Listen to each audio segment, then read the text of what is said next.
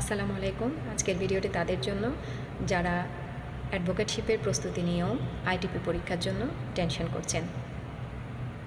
এর কারণ হলো চলতি মাসেই পরপর দুটি পরীক্ষার ডেট দেওয়া হয়েছে, অর্থাৎ 25 তারিখ অ্যাডভোকেটশিপ প্রিলিমিনারি পরীক্ষা এবং 26 তারিখে আইটিপি পরীক্ষা অনুষ্ঠিত হতে যাচ্ছে।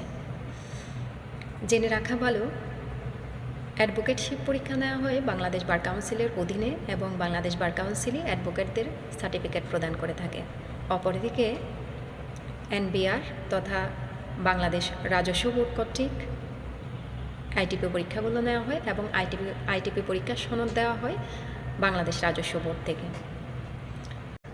সমস্যাটা হলো প্রতি বছর অ্যাডভোকেটশিপ পরীক্ষা হলেও আইটিপি পরীক্ষাগুলো হয় প্রতি 5 বছর পর পর। 5 বছর পর হওয়ার কথা থাকলেও গত 2017 সালের পরে আর কোনো আইটিপি পরীক্ষা অনুষ্ঠিত হয়নি। সুতরাং যারা আইটিপির জন্য দীর্ঘদিন থেকে প্রস্তুতি নিয়েছে অথবা যারা ইনকাম ট্যাক্স প্র্যাকটিশনার হিসেবে নিজের ক্যারিয়ার করতে চায় তাদের অপেক্ষাটা কিন্তু অনেক দীর্ঘ।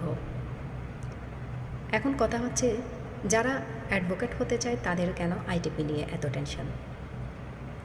যারা অ্যাডভোকেট হবে তারা একসাথে ওকালতিও করতে পারবে এবং ট্যাক্স বারেরও মেম্বার হতে পারবে, অর্থাৎ আইটিপি হিসেবেও প্র্যাকটিস করার সুযোগ পাবে।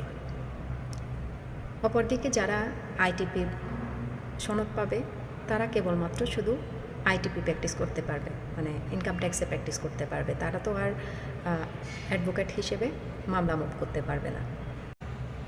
সুতরাং যারা অ্যাডভোকেটশিপের জন্য ভালোভাবে প্রস্তুতি নিয়েছেন অথবা অ্যাডভোকেট হতে চান তাদের আপাতত আইটিপি নিয়ে কোনো টেনশন করার প্রয়োজন নেই। আপনারা ভালোভাবে 25 তারিখের প্রিলিমিনারি পরীক্ষাটা দেন, এরপর রিটেন ভাইবা সব ফেস করার পর অ্যাডভোকেট হয়ে যান।